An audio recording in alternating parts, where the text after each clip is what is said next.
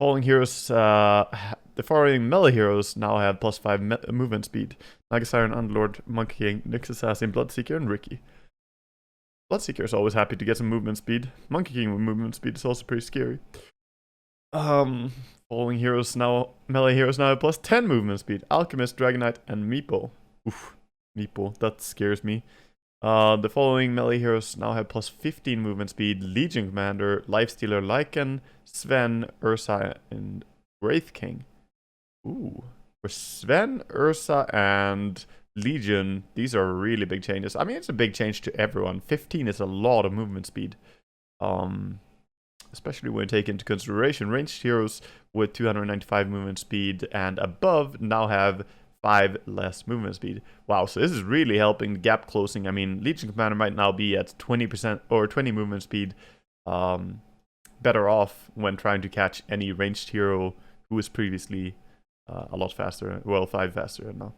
Pretty big. Pretty big. Especially for a hero who wants to get that duel off so badly. Let's keep moving. Tier 2 tower armor. Alright, the armor is increased a little bit on buildings. Our protection armor bonus for tier 2, 3, and 4 increased to 4 instead of 3. These are like minor defensive abilities being increased. It's trying to prevent the early death balling and will pull us into more of a late game. Animal courier, flying movements be increased. I'm always for that. Aeon Disc has been made stronger and cheaper. Might be worth looking into now, but still, you really need a hero that needs the Aeon Disc to consider buying it. Percentage damage bonus against non-hero units changed to be a fixed amount, matching Quelling Blade. Oh, does it just give the same as Quelling Blade? Or is it just that it's a fixed amount, which in the way that it is fixed, it matches? It doesn't actually say what the value is, so let me check. Where's the Battle Fury again on this list, man? I'm just blind. I can't find it. There it is. Yeah. So passive quell plus 24. Leave deals 60%. Yeah. So it doesn't have any higher damage. Okay. That's a big nerf to Anti-Mage, primarily. That's the biggest thing that I see there. Obviously, it's a nerf to anyone who wants to buy Battle Fury, but Anti-Mage is the main suspect for that. You can hover over the item icon in the patch notes. Oh, you can do that. Nice. Not just an image, Pog. Bloodstone changed from 60% of current mana to 30% of max mana. Ooh. Very interesting. It seems 30% of your max mana to health.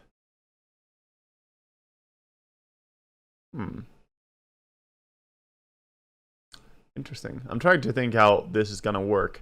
But that means that if you're full on mana, this is a lot better than before. But if you are low on mana, it's both better and worse.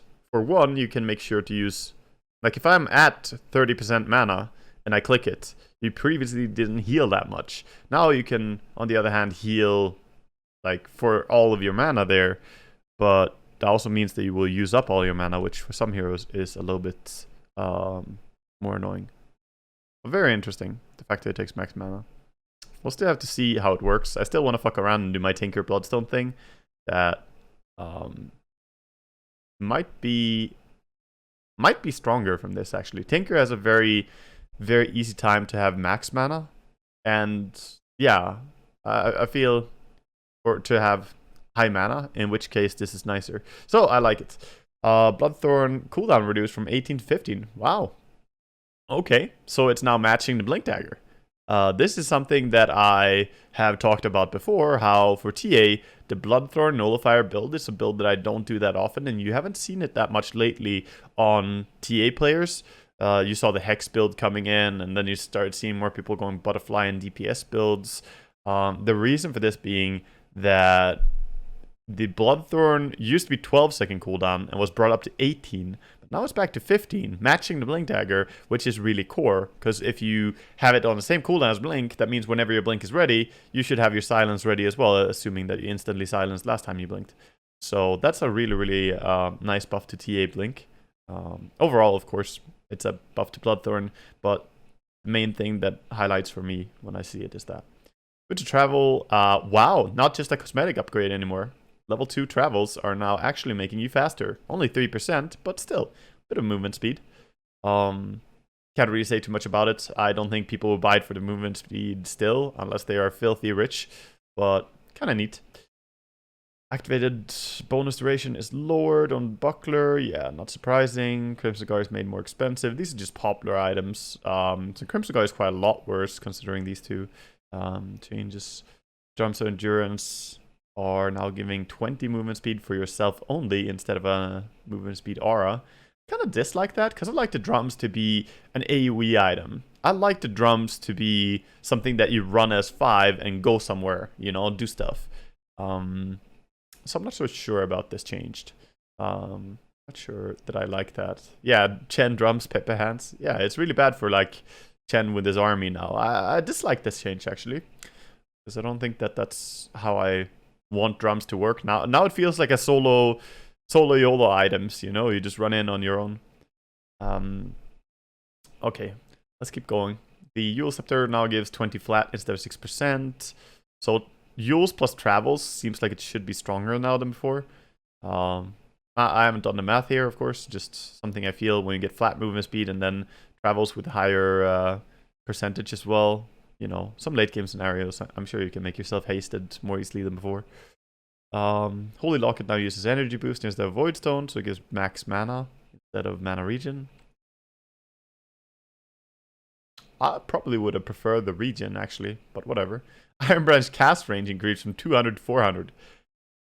I'm sure we're gonna see gimmicky plays with this. Actually, yeah. Does that mean that you can trap someone when they're about to enter? Oh, when someone's about to juke you in the tree line, you can now block them from moving anywhere. Perhaps they will drop a branch behind themselves, but you'll drop a branch in front of them, and then maybe they're stuck. That would be hilarious. On the other hand, they might be able to TP because they're not in vision anymore. But still, kind of funny. Kind of funny. Allows for some plays. Also, I'm sitting here thinking about the possibility of like triple branching in front of an enemy as they're running away and try to hold them in place. Probably not worth at all because that's 150 gold investment and still very unlikely to work that often. But still fun play. Let's keep going. Mad Style, the speed bonus is reduced. Lifesteal from Mask of Madness is increased. Okay, okay. I kind of liked Mask of Madness already. This is a nice change for some heroes that go for the Mask of Madness, like Fistus Void, or sometimes we've even seen the Juggernaut. So I'm not sure I like the Juggernaut Mask of Madness, but he could build the Butterfly later on and Satanic out of it, so interesting change. More lifesteal, huh? I missed E-Blade. Oh, I didn't read E-Blade. Yeah, I just skipped over it. Enemy debuff duration increased from 3 to 4, matching allies. I mean, I just didn't have much to say about it. I feel like this makes a lot of sense. Sure, it's a little bit of a buff aggressively, but I don't think it's going to have a very big impact. So, I don't know. I don't have much to say about it. Stack limit is now tied to cooldown on casts, like Greaves and Crimson Guard mechanics. Okay, that's good. Tied to the cooldown on cast. So that means that you shouldn't be able to have two different mechs, right? And if you get CDR, then the CDR is going to work with it. Is that how I should interpret this? I think so. If I have Arcane Rune and Octarine and I use my mech, then the stack limit is going to tie to that cooldown. That's a great change. Great change. You don't want to be sitting and doing numbers when you cast your low cooldown mech, like, oh, what time did I use it? Radius is increased a little bit on Meteor Hammer, very minor buff. Necronomicon, last will damage. Interestingly, they buff level 1 Necrobook. What? Why? Well, I don't know. I mean, it's a minor buff to level 2 Necro, and then an untouched level 3 Necro. Like, who the fuck thought that level 1 Necrobook needs a buff and level 3 Necro needs to stay the same? Who in their right mind thinks that that's the case right now? What? That makes no sense. Like, most people don't even upgrade from level 1 Necro to level 3 Necro right now. I guess this is incentivizing keeping it on level 1. But still, level 3 Necro Rook is very bad value already, comparatively. And level 1 Necro is really, really good.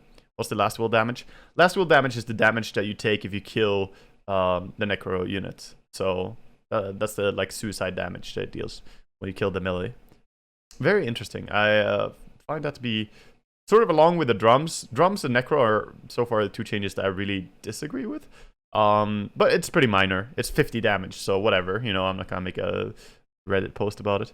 Nullifier duration increased from 5 to 6. This goes pretty well in hand with the fact that Bloodthorn was also buffed. And this is not just for TA. There are many heroes that could go Bloodthorn Nullifier, but still, that is a buff towards Bloodthorn and a buff towards Nullifier, which now is, I mean, Nullifier was never the problem when it comes to cooldown, so it has that 13-second cooldown. So Blink, Nullifier, and Bloodthorn are all going to be working at the same time, on the same cooldown, apart from Nullifier being ready a little bit earlier, but I mean, that doesn't hurt. Doesn't hurt, I suppose. Only means that you can, like, always count on it being active.